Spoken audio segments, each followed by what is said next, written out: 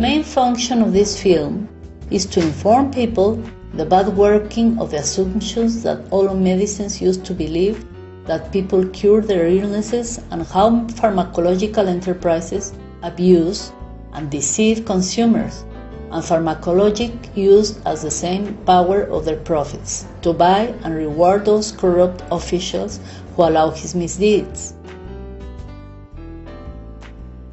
I also presented the history of an invention for people that quickly and efficiently can heal their health problems, and the government persecution that I have suffered over the years by this valuable idea that is very beneficial to humanity.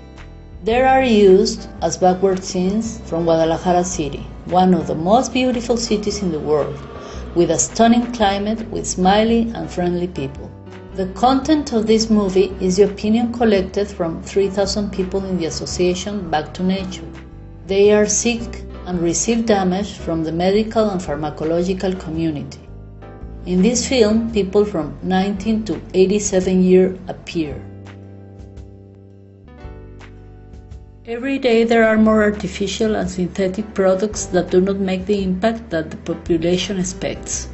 Our body rejects these substances for being toxic and apart from the most elementary laws of physics and chemistry of our bodies. For more than 60 years, these people began with the production of drugs away from nature.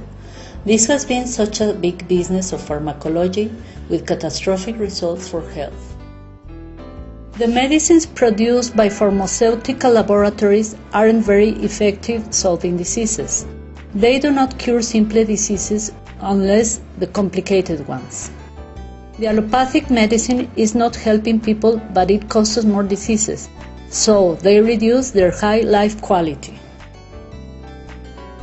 Overdoses cause depression and many other important issues, including liver poisoning.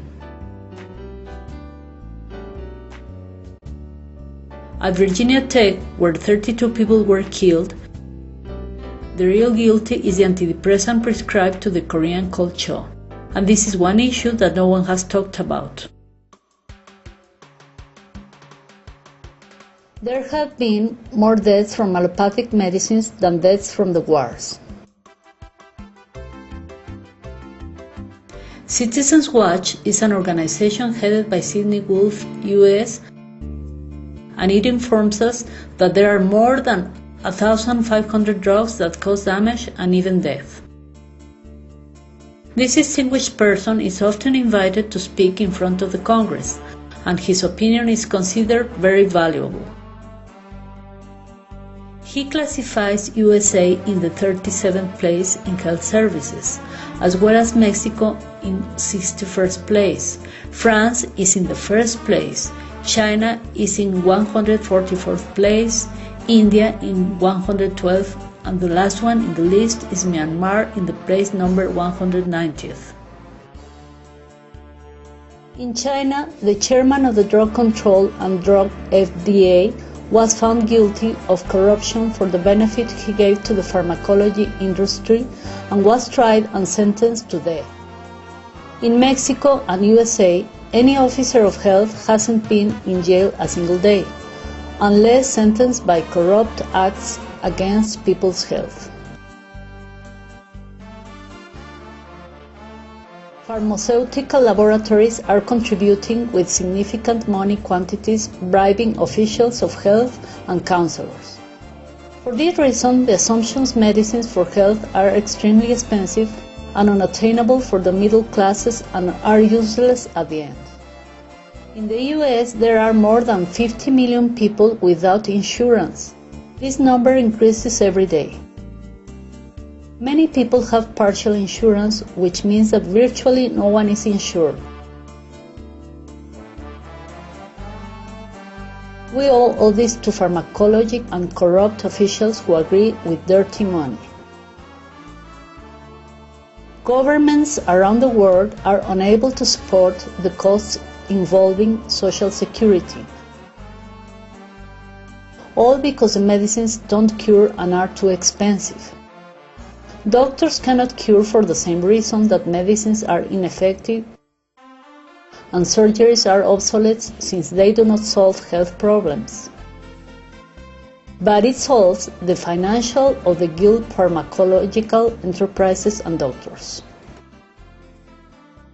Current medications are extremely expensive, imported from China, but remain as expensive as before. The pharmacological industry treats us like laboratory mice for its experiments. The medical community treats the human body like a robot and not as the most extraordinary machine in the universe. Of all the objects in the universe, the brain is the most extraordinary and weighs 3 pounds. With all the money that the pharmacological enterprises have been expending during 60 years, they can build a Taj Mahal palace for each one of the Mexican and the United States presidents. And with all the money they have been archiving, they can do the same thing, but with all the ex-presidents of the American continent.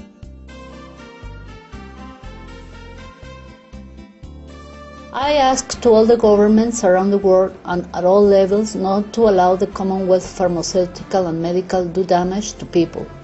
We can get sick at any time and we need something that really helps us. In October 2005, I sent a letter to President Bush that I personally handed in the U.S. consulate in Guadalajara, saying that I have the solution for the pandemic that is currently in action. I told him of my magnetic chairs that could solve and prevent this catastrophe. Each chair can attend 144 people per day. I sent a similar letter to all governments of the world where I clarified that there would be no allopathic solution nor a vaccine. Provide a vaccine to be obsolete as we bring the H5N1 virus since September 2006 and is doing its diagnosis and preparation pandemic. At this moment, many people have not received notice of the avian flu pandemic or a flu pandemic that this plague around the world, including over 100,000 deaths from cancer alone so far this year in Mexican territory. The H5N1, the virus of the pandemic influenza or bird flu, will kill people mainly from lung problems. In the U.S. Army, anthrax was a mandatory vaccine for all the soldiers. It was ordered by Mr. Rumsfeld, and the damage caused was very notorious. Some critics attribute this fact to the poor performance of the U.S. military in the Iraq War. Again, money is more important than health.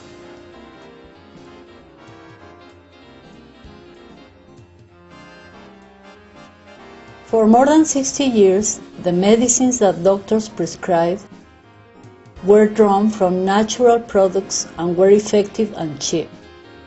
When penicillin appeared, the medical community was too happy and believed they had discovered a panacea. The human body learned to nutrify since it was a product made of the decomposition of organic mushrooms and then made synthetic, and this is what caused that attempt to nullify our body. With the advent of penicillin at the end of the Second World War, the medical community thought that most health problems were already solved. But when time went by, they realized that people that were subjected to penicillin had significant negative impact on their immune system. Nowadays, penicillin in its 1,000 names is ineffective to kill any kind of virus. Only works with certain bacteria, resulting that the best weapon which doctors have now is inefficient. Nowadays, the penicillin and its derivatives, known as antibiotics, are not solving today's viral problems.